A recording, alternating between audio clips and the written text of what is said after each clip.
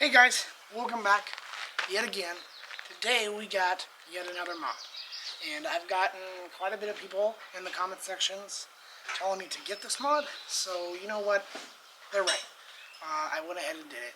I've never installed one of these before. I've never had one. So feeling the difference is going to be great. And what we got today is sway bar. I'm very excited. This is a Progress 24mm sway bar for the Fa5.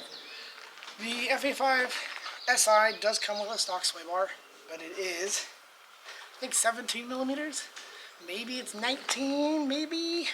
Either way, it's at least 5mm stiffer, and it is stiffer. And it does have adjustments. And you know me, I will be on the stiffest setting. Absolutely.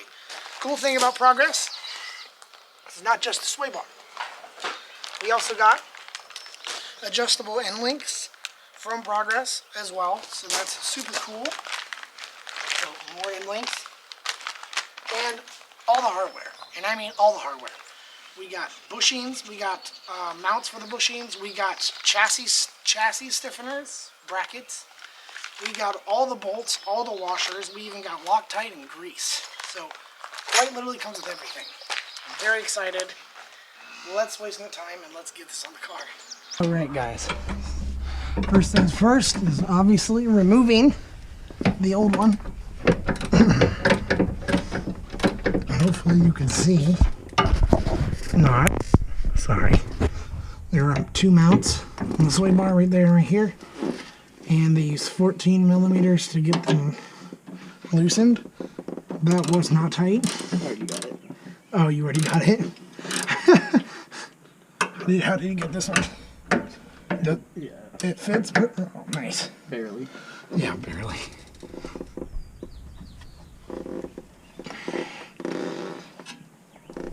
Can you grab that one? Nice. I don't want to crack the end links loose before. Alright, and then the end links are right here. Bam and bam. Both sides, obviously. Do you want to use Allen's? They do, but sometimes they said you can get them out.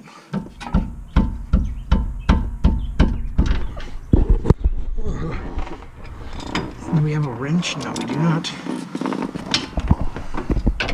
We should use them big impacts now. Oh, true.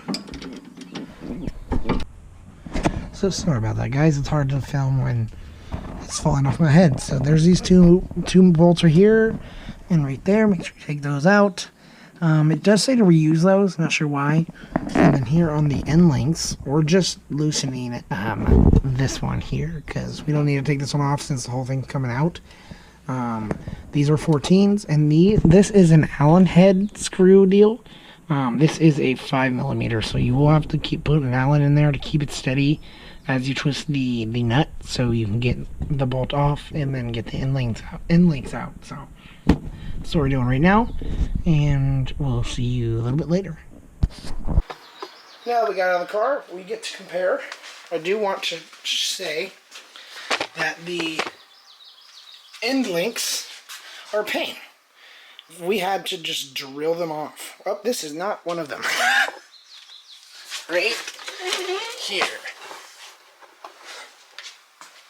We just had to drill off. So keep that in mind. These things get seized. And then the Allen head in the middle round out. And it's just horrible. Here are the differences. Yeah, one's a bit girthier. That's what she said. Oh, I hate myself. Anyway. Yeah, one's a lot stiffer than the other one is. And as you can tell, adjustments. These are the stock end links. But as you can tell, way different. So what we're going to do now is we're going to grease up these. Again, the kit comes with them. Here's the grease. You can never use like too much grease. Obviously don't just use like a ton, but just grease up the insides of the mounts and the outside, and you're good. So let's do that. Alright, once you have the bushings greased, put them on the bar, and then this top hat over it, just like you see here. Now we are going to place this under the car.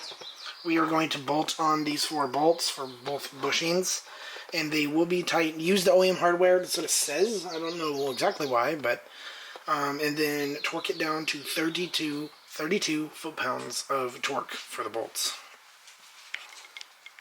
Alright, next up, after you have those, we didn't exactly torque them all the way down because we need to be able to move the sway bar. These brackets are for chassis stiffening, really important. So what you're going to do is you're going to align this where the end links are going to go. It's like shown in the instructions. You're going to put 1 bolt in, and then this top smaller one here, you're going to have to drill it with an 30 seconds drill bit. So then we can get some extra stiffness here, an extra bolt for some more stiffness. Because when it's bolted on, it's like this. There isn't a second hole. There's only 1 bolt for the stock ones, for the stock hole. So this is a template for putting that other hole in there for some extra stiffness. And then it comes with the bolts here. So that's what we're going to do. Drill the hole, put them in, so it looks like this. So we can mount up our end links to that hole there. As you can see right there, that's the... We have a paint marker on the top right. That's where that we're going to be drilling, and so those right holes that we're going to be making right now are going to be for the bracket piece. That bigger one is where the end link is going to be. Just wanted to kind of show you since most don't. Hey guys, so here we are with the bracket. So this was the drill hole. Now there are 2 bolts in here with the support bracket here. So now we get extra stiffness with 2 bolts instead of just the 1. We got the sway bar mounted up here. So now we're going to get our end links up there going. And then once we get those in almost all the way, we are then going to torque down the mount bolts for these guys. And then we should be pretty close to done. Alright, next up, once you have those mounts bolted in and the sway bar in but not completely torqued down, you make sure you get your end links here, and you want to have the center to center be about 2.5 inches. I'll show you here if I can. Center to center is 2.5 inches. Like that. That should be really close to stock height, and then you want to turn them 90 degrees so that we can get it into, that's what it should look like right there. Okay, it's late. I'm tired. I have shavings all over me from the drilling and the saw, but here's what it looks like from underneath.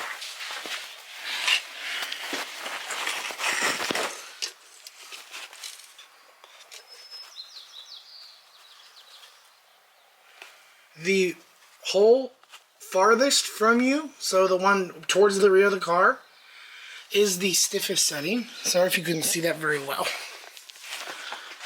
But this isn't really a tutorial. I just want to show you some stuff. So, next up, I'm going to get the shavings out of the way. I'm going to get these ramps and put it on, and then check to make sure it looks okay so we don't get any shock. The reason we adjusted it to 2.5 inches from center to center is to not have any suspension shock. According to the instructions, a lower ride height may need a shorter end lengths, but if it's stock height to 2 inches lower, you should be good. So we should be good, but we're going to lower it on there and see how it looks. Otherwise, we're good, guys. We are good. This is longer than it should have been. Alright. It's installed, finally. Only 4 hours later. So we're going to go for a drive. I'm going to do some rolling real fast, and then we'll do some on... You'll get my first impressions and see if it's working. So I will see you in just a second. Alright guys, so clunking or anything, not yet. I haven't hit any corners. I was just doing some rolling stuff. Let's see how this feels. Again, I've never had a sway bar before. Like, my other Civic has a subframe brace, so something very similar, I guess. But I've never had an actual, like, thick sway bar, so this is going to be my first impressions on that. The BCs rolled a little more than I would have liked, so I wanted to get a sway bar, especially since a lot of you guys said that it makes a difference. So let's test that theory out, you know. I'm very excited to see what this is like. We got some curvies right up here, so let's see how this does. I got everything torqued to spec, everything tightened. I lowered it under some, I lowered it on its weight. So let's see how this is.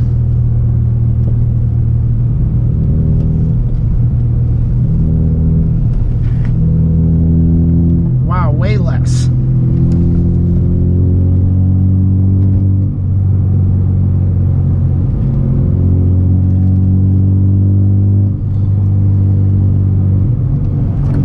Ooh. Wow.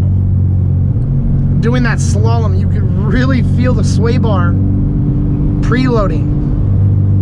Whoa, that's a crazy feeling in a front-wheel drive car.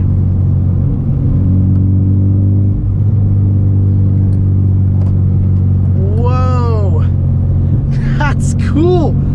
It's sad it's something that you guys cannot see, you know?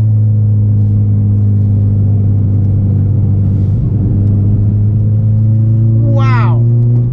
Holy hell. Oh my gosh, I wish there was a way to explain. I mean, there is, but like, give me a minute.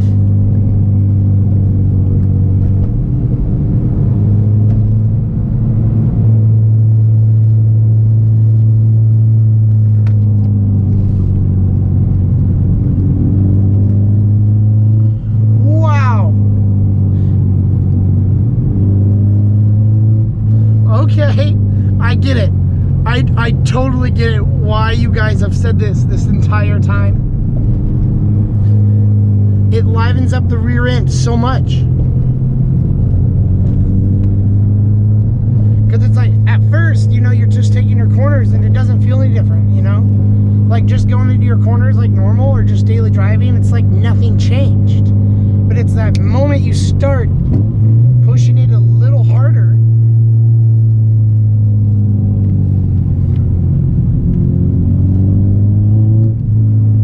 yes, there's liftoff oversteer too.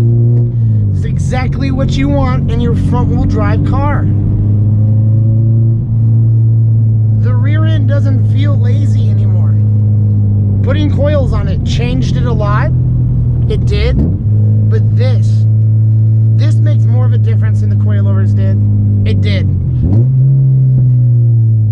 Like, sure, the coilovers did help a lot. It even made bumps somehow smoother.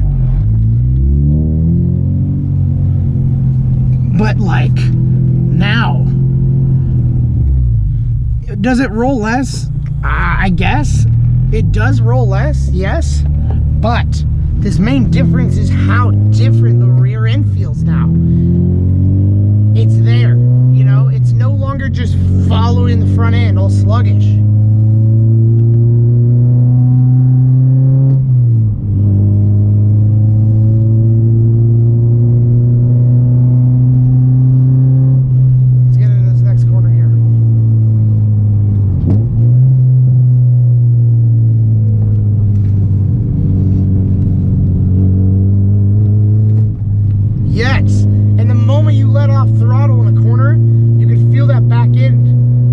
Kicking out a little more, you know? It's not like I'm sliding, but you can feel it actually moving its weight. The more into a corner you get, the more it preloads.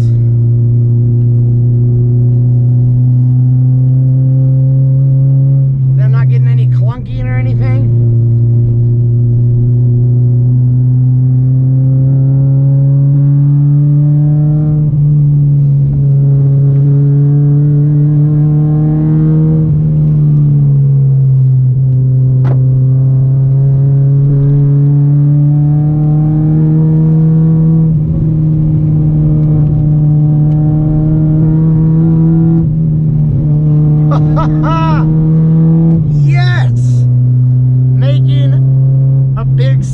nimble. That's what this is.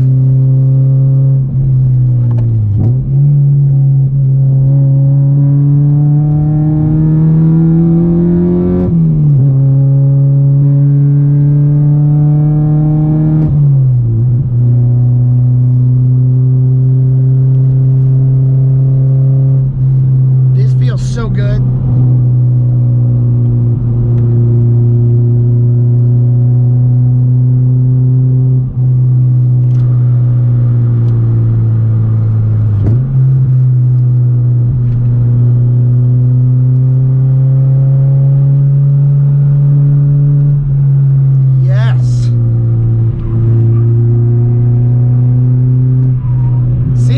Right there, I kind of simulated like, oh no, I have understeer.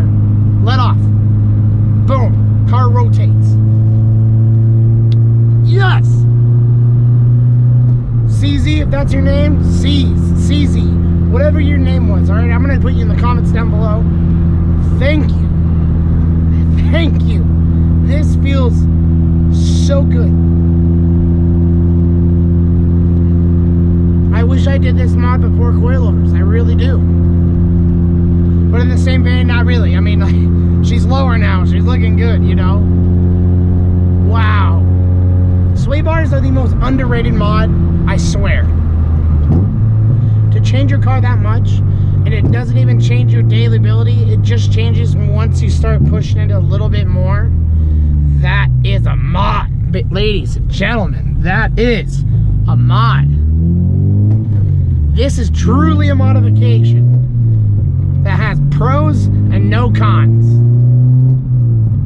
Most of the time when you're modifying your car, you're weighing out, you know, the pro, I'm gonna get this. But con, you know, like pro, more power. Con, less gas mileage. There's always a trade-off. With this, I swear there is nothing. Daily drivability the same. Weight, basically the same. It's a little heavier, but not much.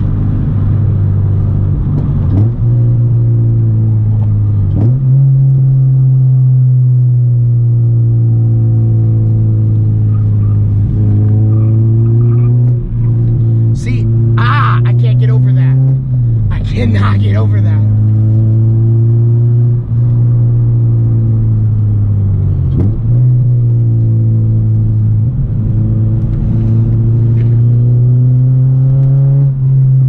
Wow. Wow, wow, wow. How good does that feel? I really wish I could translate how that feels into a video. Like, the feelings of that are truly magnificent. Like, I will not lie, I was a little skeptical paying the money I did, you know. It was $300 and a little bit more for shipping, you know. I was skeptical buying that since it's just a bar, you know. I got coilovers already. What can this do for me?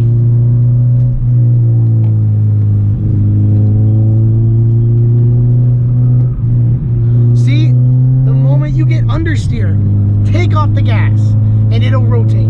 How amazing. This literally gets rid of the whole problem that front wheel drives have.